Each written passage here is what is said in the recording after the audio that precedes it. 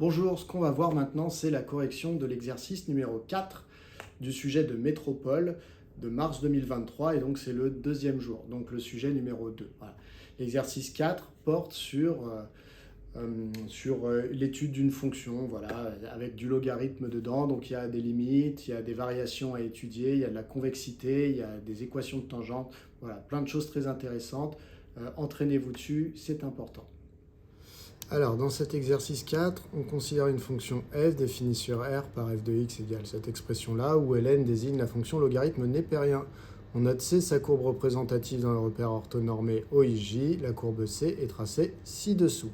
Question 1a, déterminer la limite de la fonction f en moins l'infini. Alors, quand on cherche la limite en moins l'infini, on commence par regarder déjà si on va avoir des formes indéterminées ou pas. Donc, si x tend vers moins l'infini, moins x tend vers plus l'infini. On a donc l'exponentielle avec un exposant qui tend vers plus l'infini. Donc, l'exponentielle va tendre vers plus l'infini. Donc, 1 plus l'exponentielle qui tend vers plus l'infini, ça va tendre vers plus l'infini. Et ln de quelque chose qui tend vers plus l'infini, eh bien, ça tend vers plus l'infini. Donc, la limite de f de x, il n'y a pas de forme indéterminée là-dedans. Il y a pas mal de compositions, mais c'est tout. La limite, ce sera plus l'infini. Donc, on redétaille tout. Déjà, la limite, quand x tend vers moins l'infini de moins x, c'est plus l'infini. Et la limite, quand quelque chose tend vers plus l'infini à l'intérieur d'une exponentielle, donc ce quelque chose le symbolise avec un grand X, eh bien, c'est plus l'infini, la limite. Donc, ici, je vais composer ça avec ça. Par composition, eh bien, la limite de exponentielle de moins x quand x tend vers moins l'infini, c'est égal à plus l'infini. Voilà. Donc, du coup, eh bien, la limite de 1 plus exponentielle de moins x, eh bien, ça va être également plus l'infini. Donc, par somme, la limite quand x tend vers moins l'infini de 1 plus exponentielle de moins x, c'est égal à plus l'infini.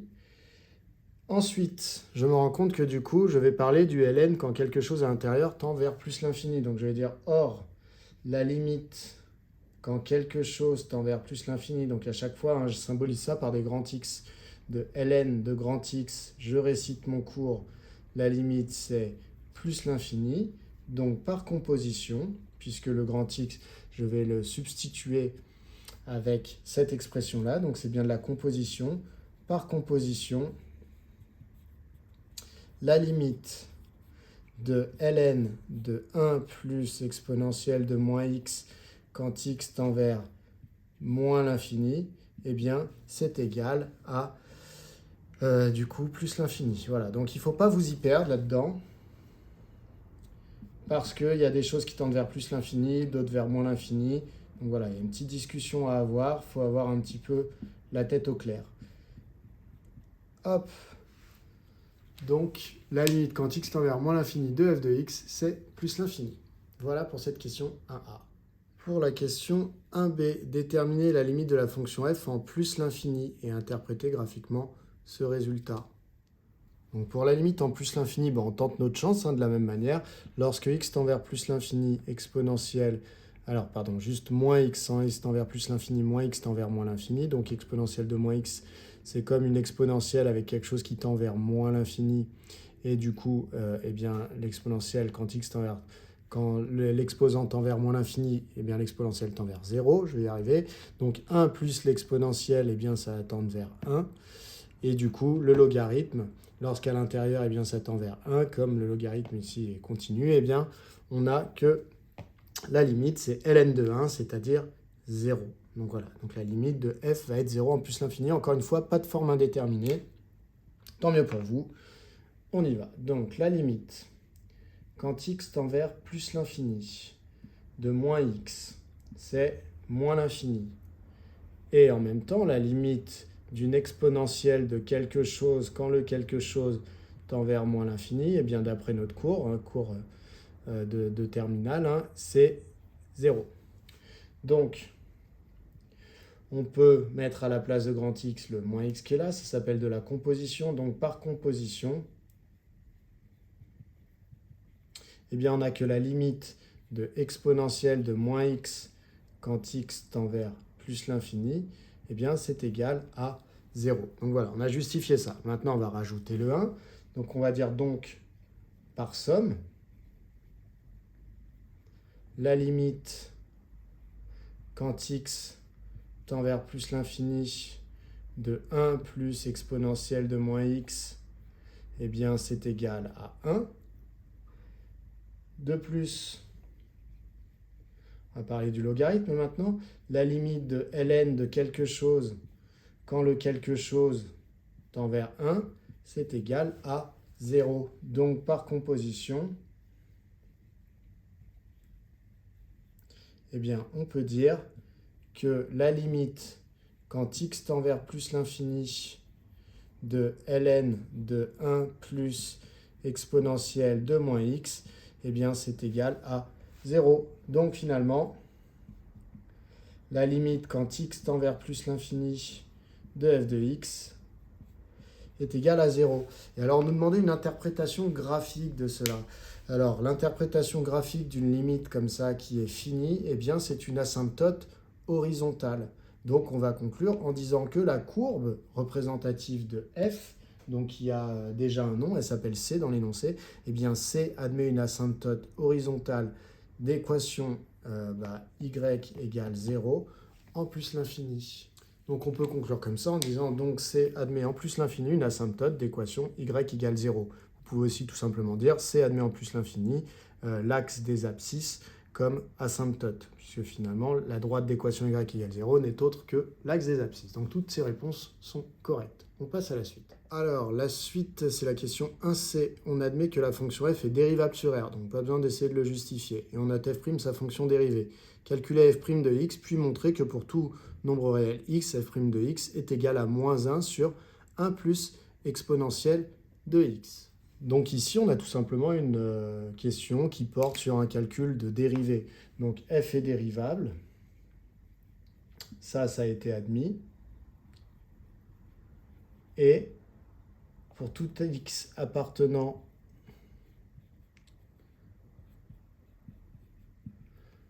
à R, eh bien, alors ici, f' de x. F' de x, alors déjà, vous pouvez vous rendre compte, alors soit vous faites une rédaction détaillant les u, etc., soit vous faites directement votre calcul. Donc ici, c'est de la forme ln de u. Quand on veut dériver quelque chose de la forme de ln de u, la dérivée, c'est u' sur u. Alors encore une fois, comme on nous a donné la réponse dans l'énoncé, on va essayer de détailler un tout petit peu nos calculs. Donc ici, on se retrouve avec la dérivée de u, donc u', donc dérivée de 1 plus exponentielle de moins x, donc je vais faire exprès de mettre 0, plus, donc pour bien montrer que j'ai dérivé le 1, exponentielle de moins x, donc une exponentielle, ça se dérive en recopiant l'exponentielle et en mettant devant la dérivée de l'exposant, c'est-à-dire moins 1 ici, donc ça fait 1 plus moins 1 exponentielle de moins x, donc tout simplement moins exponentielle de moins x. Voilà, comme ça au moins on voit bien ce que j'ai fait sur 1 plus exponentielle de moins x. Alors là on est content, on a réussi à dériver. Le truc c'est que nous, l'énoncé nous dit qu'on veut arriver à moins 1 sur 1 plus exponentielle de x. Donc ce n'est pas cette écriture-là, donc on va la retoucher. Et tant mieux que ce ne soit pas cette écriture-là, parce que sinon on aurait pu douter de notre capacité à dériver ici, on aurait dû détailler encore plus pour prouver qu'on savait faire. Donc ici, ça nous donne quoi? Ça nous donne du coup moins exponentielle de moins x sur 1 plus exponentielle de moins x. Alors ici, je me rends compte que au numérateur, alors il y a plusieurs manières de faire. Vous avez une première manière qui pourrait être de remplacer, c'est pas celle que je vais faire, de remplacer exponentielle de moins x par 1 sur exponentielle de x. Voilà, vous pouvez faire ça, ça donnera sur 1 plus 1 sur exponentielle de x, puisque exponentielle de moins x vaut 1 sur exponentielle de x. Ça, c'est le moins ici qui était là. Et après, vous mettez tout au même dénominateur, vous inversez, etc. Le plus simple, c'est quand même de se dire que pour obtenir 1, eh bien, en fait, il faudrait que j'ai exponentielle de 0. Pour avoir exponentielle de 0, je peux multiplier par exponentielle de x. Pourquoi? Parce que du coup, ça va me donner exponentielle de moins x fois exponentielle de x. Et du coup, je me rends compte tout simplement que ça va me donner exponentielle de moins x plus x, c'est-à-dire exponentielle de 0. Donc voilà comment on peut le voir. Ou sinon, autre manière de le voir, toujours le même procédé, on peut le voir en disant qu'ici on a moins, donc ce que je disais tout à l'heure, 1 sur e de x divisé par 1 plus 1 sur e de x. Et donc si on multiplie ici par e de x, eh bien on va pouvoir simplifier. Donc voilà, donc plusieurs manières de voir les choses. Quoi qu'il en soit, je vais multiplier le numérateur, mais aussi le dénominateur, par exponentielle de x.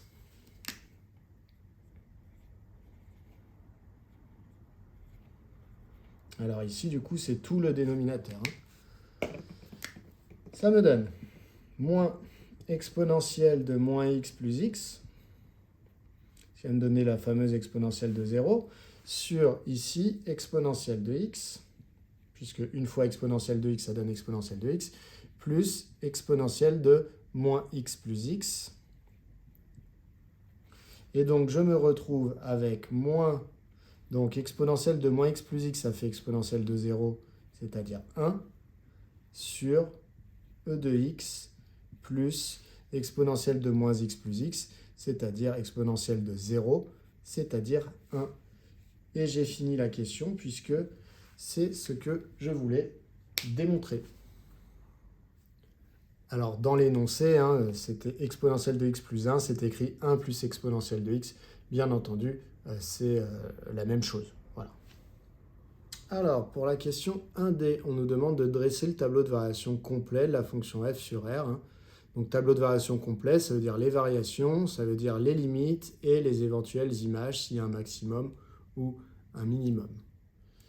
Alors, qui dit tableau de variation dit variation et donc dit signe de la dérivée. Donc, je me suis recopié ici l'expression de la dérivée qu'on m'a demandé juste avant et je repère que c'est un quotient. C'est un quotient où au numérateur, il y a un nombre négatif et au dénominateur, il y a un nombre positif. Alors, autant le numérateur, c'est facile de justifier qu'il est négatif parce que c'est moins 1. Autant le dénominateur, ici, il y a du x, donc il va falloir que je dise un petit argument. Mais donc, la fraction, globalement, sera négative. Donc, premier argument, moins 1 est un nombre négatif.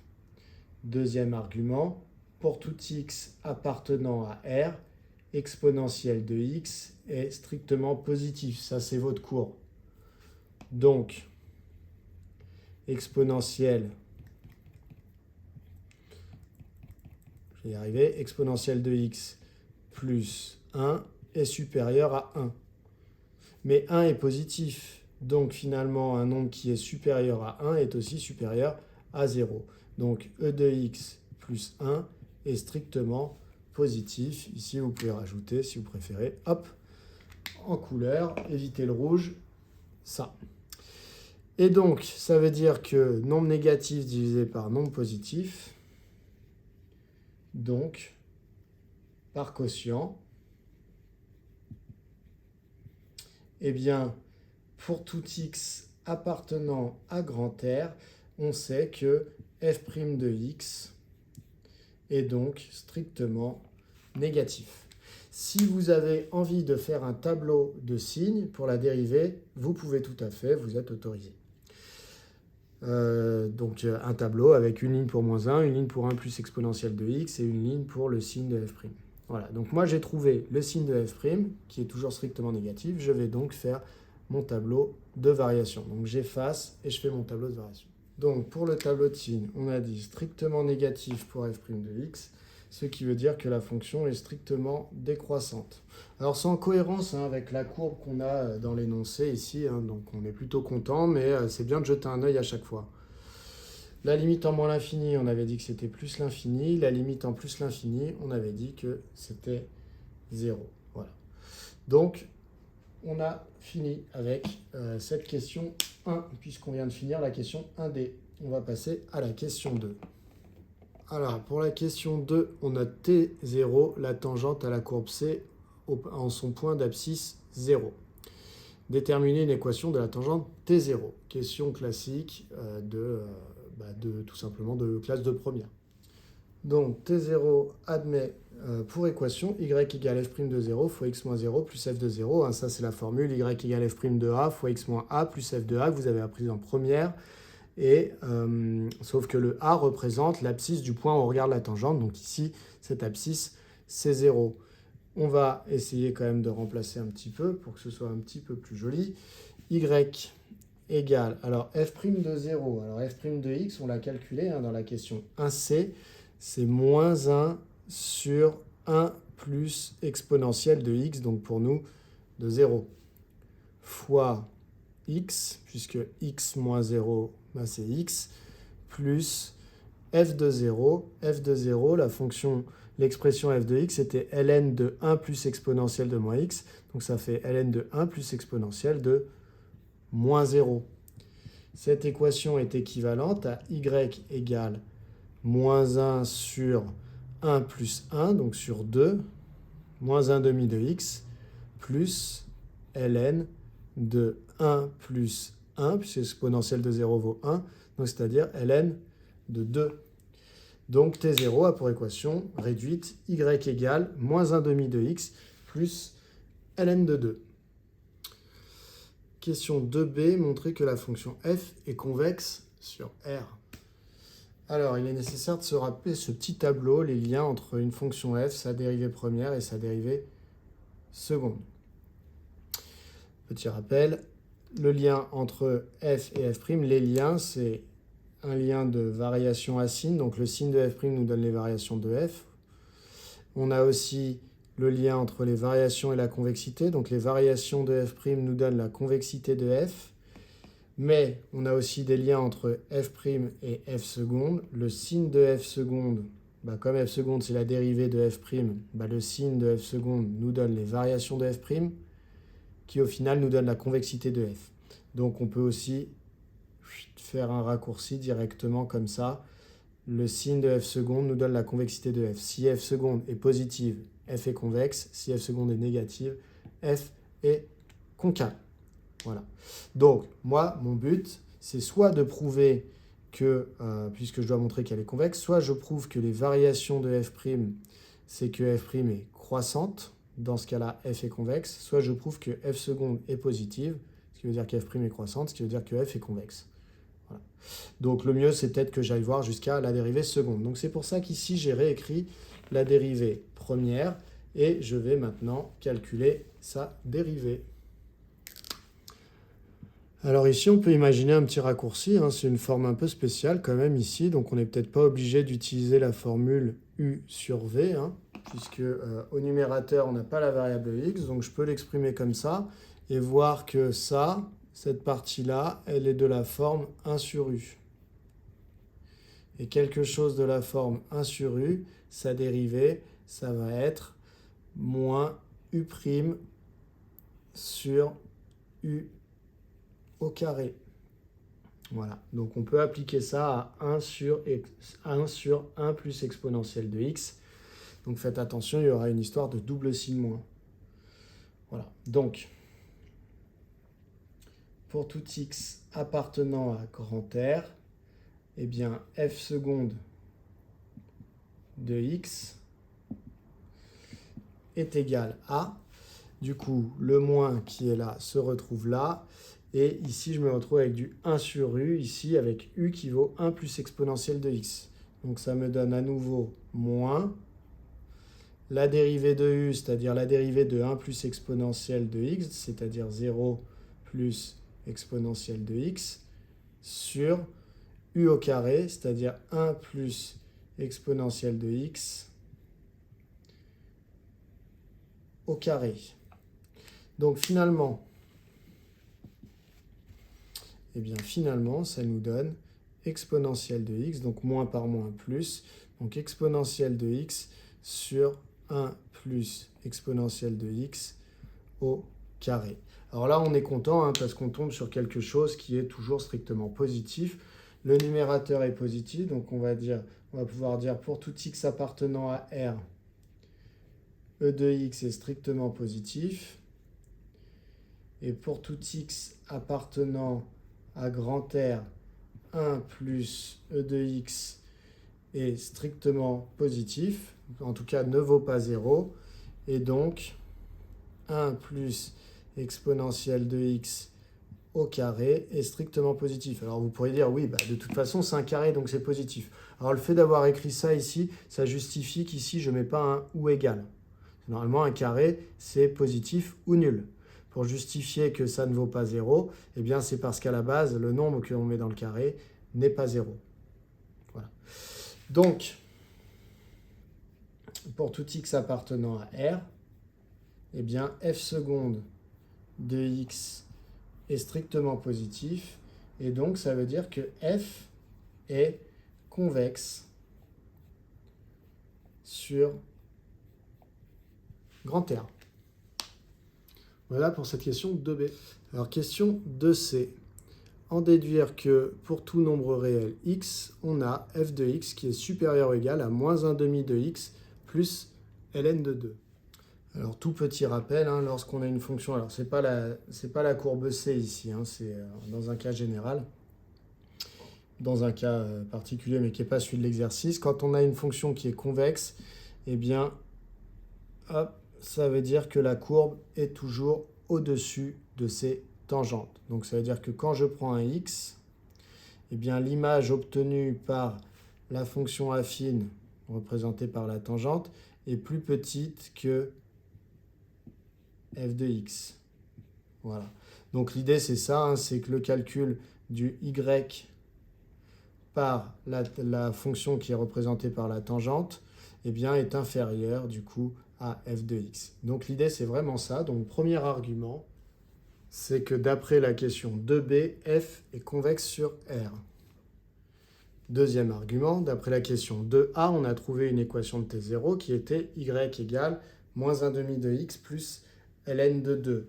Donc vous voyez, ça veut dire que sur un graphique ici, eh bien, on aurait l'image qui se calculerait avec cette formule qui est inférieure à f de x. Alors j'efface parce que le graphique n'est pas celui de mon exercice, donc voilà. J'efface. Mais donc ces deux arguments, eh bien, je peux dire que ça se traduit par le fait que la courbe représentative de f eh bien, est au-dessus de sa tangente T0 sur R, et ainsi que f de x est supérieur à moins 1 demi de x plus ln de 2 pour tout x appartenant à R. Voilà, donc on écrit f étant convexe sur R, sa courbe C est au-dessus de chacune de ses tangentes sur R. Donc en particulier,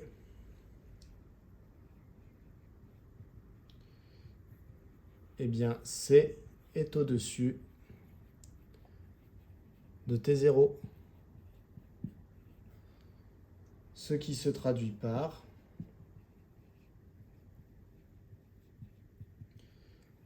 eh bien pour tout x appartenant à grand R, f de x eh bien, est supérieur ou égal à moins 1 demi de x plus ln de 2. Voilà, question qui devient relativement classique ces années au bac. Alors, dans la question 3, on nous dit pour tout nombre réel a différent de 0, on note MA et NA, les points de la courbe d'abscisse respective, moins A et A. On a donc MA qui vaut moins A, F de moins A, donc effectivement, sur l'exemple ici par exemple. Donc MA, on nous a dit que c'était, donc quand on dit abscisse respective, c'est-à-dire que les noms collent avec les valeurs qui suivent. Donc MA, c'est avec NA. Pardon, MA, c'est avec moins A et NA, c'est avec A.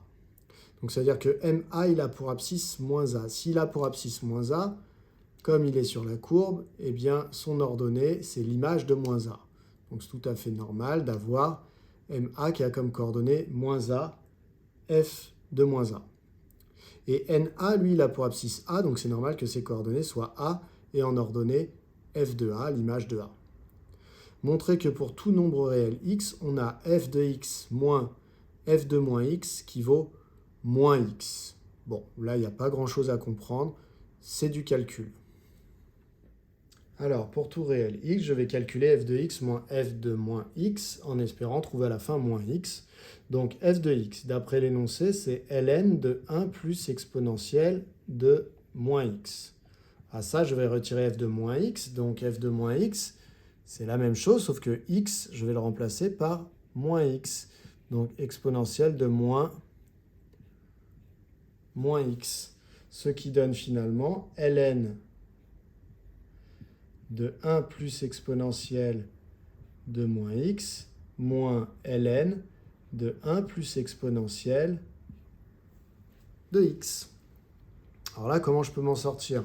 Alors vous pourriez voir qu'il y a une soustraction. Alors déjà, bon, logarithme exponentiel ici, vous ne pourrez rien y faire, puisqu'il y a un 1 plus qui nous bloque dans nos calculs. Donc on ne peut pas directement neutraliser l'exponentiel et le logarithme. Donc ça, c'est interdit. Par contre, j'ai une soustraction. Éventuellement, je pourrais dire que c'est le logarithme du quotient. Sinon, je peux aussi transformer mon écriture ici et dire que c'est égal en fait à ln de 1 plus 1 sur exponentielle de x. Ça nous sauve très souvent de transformer exponentielle de moins x en 1 sur exponentielle de x. Donc, pensez-y. Moins ln de 1 plus exponentielle de x. Alors, il n'y a pas qu'une manière d'arriver au résultat. Moi, je vous en montre une. Peut-être que vous avez pensé à autre chose. Tant mieux, mais malheureusement, je ne peux pas toutes les exposer. Donc 1, c'est e de x sur e de x. Donc ça va donner e de x plus le 1 qui était là, le tout sur e de x. Donc j'ai mis au même dénominateur. Moins ln de 1 plus e de x. Et là, je me rends compte qu'en fait, comme j'ai un quotient dans le logarithme, eh bien, je peux tout à fait dire que c'est une soustraction de deux logarithmes. Le logarithme du numérateur moins le logarithme du dénominateur, moins ln de 1 plus e de x. Et là, on se rend compte qu'on a ln de 1 plus e de x moins ln de 1 plus e de x. Donc finalement, il s'annule. Je me retrouve simplement avec moins ln de e de x. Et ln de e de x, le ln et le e se neutralisent pour donner simplement x, ce qui me donne bien moins x. Donc j'ai démontré que f de x moins f de moins x était égal à moins x. Ça conclut la question 3a. Donc dernière question, 3b, en déduire que les droites T0 et MANA sont parallèles. Alors si on regarde un petit peu sur le graphique, ça a l'air vrai par rapport à ce qu'ils nous ont présenté. Bon, tant mieux. Donc voilà, T0 et MANA doivent être parallèles. Et on rappelle que MA et NA ont ces coordonnées ici. Donc on sait que quand on a des coordonnées de deux points d'une droite, on peut tout à fait calculer le coefficient directeur, puisqu'effectivement, le parallélisme entre deux droites se voit par rapport au coefficient directeur des deux droites. Si elles ont les mêmes coefficients directeurs, ça veut dire que les droites sont parallèles. Donc je vais regarder le coefficient directeur de T0, coefficient directeur de MANA, et si c'est la même chose, eh bien je vais dire que les droites sont parallèles. Donc déjà, T0, c'est facile pour coefficient directeur moins 1,5, puisque je vous rappelle qu'on a trouvé qu'on avait l'équation réduite qui était moins 1,5 de x plus ln de 2. Donc le coefficient directeur, c'est uniquement moins 1,5. Voilà. Donc ça, c'est réglé pour T0. Donc maintenant, on voudrait savoir si MANA a comme coefficient directeur moins 1,5. Alors, je vais commencer par noter M, le coefficient directeur de la droite MANA. Ça va peut-être être plus facile. Et donc, le coefficient directeur, on va utiliser une formule que vous avez apprise au moins en seconde. Donc, c'est la différence des ordonnées. Donc, YNA moins YMA sur, donc normalement, c'est YB moins YA sur XB moins XA. Donc là, on adapte avec NA et MA sur XNA moins XMA. Du coup, eh bien, on a les coordonnées de NA. Alors, je vous rappelle, je vous remontre. MA, il a pour abscisse moins A pour ordonner F de moins A. Et NA, il a pour abscisse A et ordonner F de A. Donc, quand je fais Y de NA moins Y de MA, ça fait F de A moins F de moins A. Donc, F de A moins F de moins A divisé par l'abscisse de NA moins l'abscisse de MA. Donc, ici, ça fait A moins A. Donc, A moins A. Et donc, qu'est-ce que ça vaut? Donc, f de a moins f de moins a, je me rappelle que dans la question précédente, j'ai montré que f de x moins f de moins x valait toujours moins x. Donc ici, c'est bien le cas, hein, c'est en a, mais f, si je remplace x par a, ça me donne exactement la même chose. Donc ici, c'est égal à moins a sur... Donc ici, vous pouvez mettre une petite flèche en mettant d'après question 3a. Comme ça, au moins, c'est réglé. Et au dénominateur, on a a plus a, donc on a 2a. Donc au final, c'est égal à, si on simplifie par a, il nous reste moins 1 au numérateur et 2 au dénominateur. On a donc bien que le coefficient directeur vaut moins 1 demi. Donc finalement, MANA et T0 ont le même coefficient directeur. Et donc T0 et MANA sont parallèles. MANA sont parallèles et ça vient conclure du coup cette question. Voilà, donc comme je vous avais dit, on a fini l'exercice et c'est un exercice qui est quand même assez intéressant. Il y a pas mal de notions à voir. Je vous encourage à vous entraîner dessus, à essayer d'en faire un maximum possible. À bientôt!